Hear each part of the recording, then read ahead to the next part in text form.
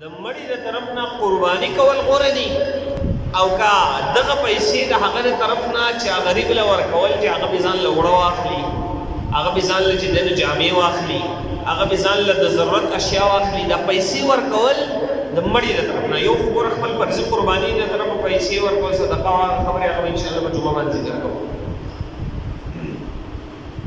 د مړي د طرف نه نفل قرباني کول نو د نفل قرباني غوړه ده او کله دغه نفل قرباني په ځای باندې پیسې صدقه کول غوړه دي.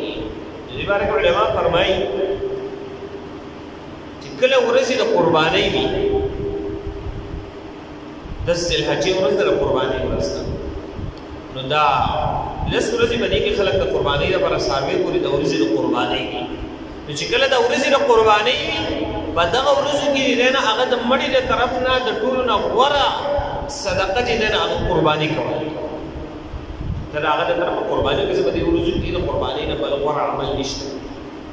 او کله چې عام ورځې د قرباني ورځې نه دي نو په هغه حالت کې هم یو ساروي ذبح کولای شي او قرباني کولای شي د مړي د طرف نه نفلي، خو لیکن په هغه حالت کې عام صدقه ورکول د چا ضرورتمند ضرورت سره رسول دا غوره دي او ثواب یې چاته ورکړي خپل مشران ته ورکړي. نو غوره بیا په عام حالت کې هغه د چا ضرورتمند ضرورت پوره کړي.